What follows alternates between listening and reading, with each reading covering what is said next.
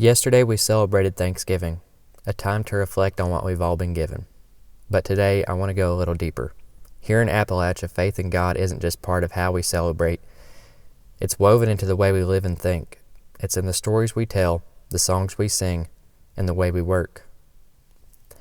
That's why we're talking about God today, not just as an idea, but as the shelter and provider that so much of Appalachian philosophy is built on.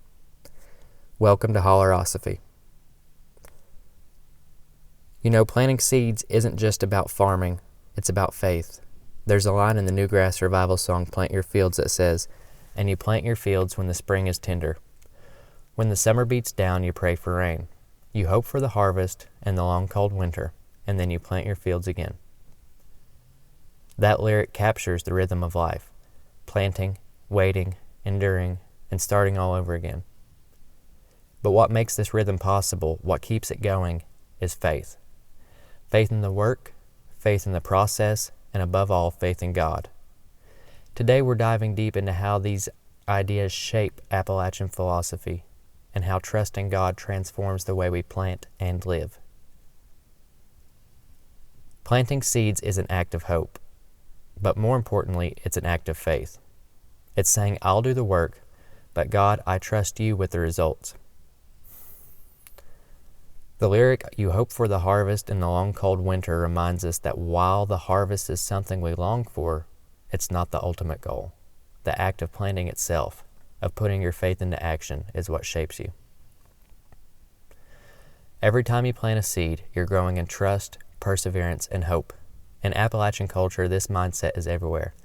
The hard work of farming, the storytelling, the music, all of it reflects a deep trust in God's timing and provision. It's why Galatians 6:9 is so strong here. "Let us not grow weary in doing good, for at the proper time we will reap a harvest if we do not give up." That verse reminds us that the real work is in doing, not just the results. God calls us to plant, to not grow weary, and to trust Him with the harvest. The fruit of our labor may come in ways we never expect, or we might not even see it at all. But the planting, the effort, the faith, the trust, that's where real transformation happens. Think about what it means to plant and harvest. You spend months working the soil, watering the seeds, and waiting for something to grow. When the harvest comes, it's a moment of joy, but the real work was in the planting. The effort you put in, the patience you showed, and the trust you had in the process. That's what matters most. Life's like that too. When you look back on the things you planted, relationships, dreams, or acts of kindness, you'll realize the greatest reward wasn't in what you achieved, but in who you became along the way. God uses the act of planting to shape us, to teach us to rely on Him, and to grow in faith. Plant Your Fields captures this beautifully. And you plant your fields when the spring is tender. When the summer beats down, you pray for rain.